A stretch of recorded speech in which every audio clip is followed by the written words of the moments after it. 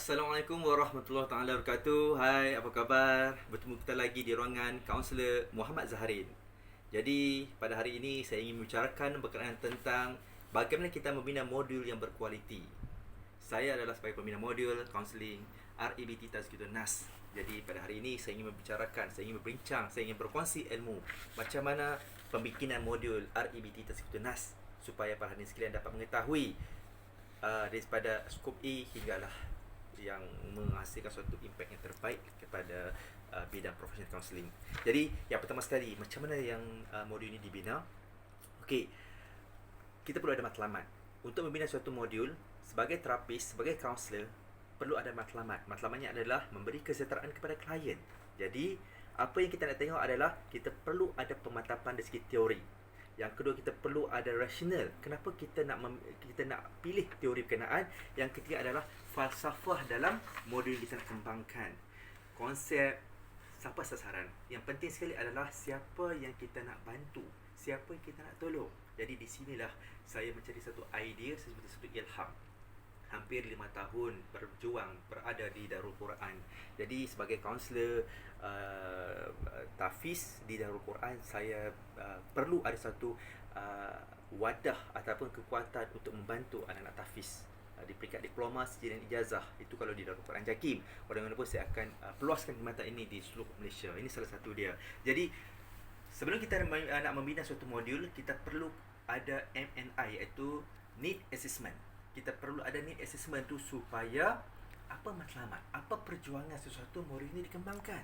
Jadi kita lihat kepada keperluan pembinaan modul. Sebagai kaunselor, saya melihat dari aspek psikologi, iaitu motivasi. Kenapa motivasi? Sebab pelajar yang belajar dalam tempoh 3 tahun, dalam tempoh 2 tahun, dalam tempoh setahun, sebagainya pun perlu ada motivasi. Jadi aspek psikologi. Yang kedua adalah kecerdasan emosi. Di mana kalau kecerdasan emosi ni dia menggambarkan kekuatan. Semua orang boleh menjadi hebat, tetapi emosi itu menentukan kejayaan. Itu menurut Goldman, 20% kejayaan adalah terletak pada IQ. IQ. Manakala EQ ni adalah kecerdasan emosi ni diletakkan kepada 80%. Jadi EQ ni penting. Yang ketiga adalah resiliensi. Apa itu resiliensi? Daya tahan, daya juang, yang berhadapan dengan pelbagai delusion, berbagai dilema, berbagai stigma dan sebagainya. Dan di situlah berkait dengan psikologi. Jadi, keperluan yang penting, dan daripada keperluan inilah maka terbentuknya objektif. Modul yang saya kembangkan ni adalah untuk membangkitkan motivasi, membangkitkan kecerdasan emosi dan membangkitkan resiliensi di kalangan pelajar yang rendah motivasi, rendah EQ dan rendah resiliensi. Okey, setelah kita lihat kepada objektif, saya akan melihat kepada pemilihan isi kandungan. Sebab untuk kita membuat suatu modul, kita perlu ada apa dia punya, setiap daripada sub-sub modul itu perlu ada objektif yang tertentu. Setiap pada LDK itu perlu ada falsafah di dalam pembentukan. Dan di situlah perlu ada objektif yang ditetapkan. Dan setelah wujudnya objektif mengikut sub-sub modul, maka kita akan membuat pemilihan dari segi strategi. Strategi yang bagaimana? Modul letaknya, contohnya dalam modul integrasi RBT, sesi yang pertama lebih kepada ta'aruf.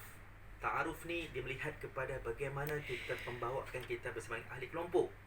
Sesi yang kedua kita lihat kepada belief di antara ahli-ahli kelompok. Dan sesi yang ketiga ni kita lihat kepada kesan aspek teori yang kita guna pakai, iaitu REBT Tazkiyatun Nas. Yang mana dari segi REBT ni, Rational Emotive Behavior Therapy ni, kita berpandukan kepada Tazkiyatun Nas. Jadi dalam modul yang saya bina ni terdapat 7 sesi. 7 sesi ni menggambarkan bahawa 7 konsep di dalam REBT, dan 7 konsep juga adalah termasuk dengan Tazkiyatun Nas, iaitu elemen-elemen dalam Al-Ghazali. Apa yang kita lihat lagi adalah logistik. Apa yang perlu ada? Apa peralatan yang perlu guna pakai? Apakah kaedah yang sesuai mengikut sub-sub modul? Dan bagaimana pemilihan media? Media yang saya maksudkan adalah, ada tak pelajar atau adakah peserta memahami sesi yang kita buat? Adakah dia mencapai di segi pengudaraan? Adakah dia mencapai di segi ketenangan? Adakah dia mencapai di segi mindful? Dan dia mencapai bahawanya saya menyertai kelompok ni memberi satu kesan impak yang terbaik. Ya.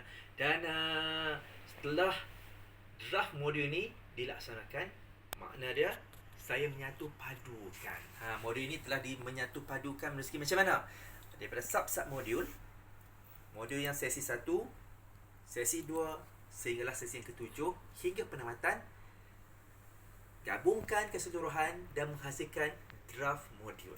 Jadi di situlah binanya draft modul. Jadi sebagai makluman para sekalian, untuk melakukan sesuatu kajian, sekurang-kurangnya mengambil tempoh 1 tahun pembikinan draft modul. Okey, setelah draft modul terbina, saya bersama dengan pasukan saya, bersama dengan 2 orang kaunselor pendaftar dan bersama dengan pensyarah di Darul Quran, melihat keseluruhan, melihat buku modul dari segi bahasa, kefahaman, mengikut syariat, mengikut kehendak, mengikut lunas yang ditetapkan. Dan setelah itu barulah kita buat kesahan dan kebolehpercayaan. Okey, untuk membuat kesahan dan kepercayaan, saya akan berkongsi dalam ruangan yang seterusnya. Sekian. Assalamualaikum warahmatullahi wabarakatuh. Setia.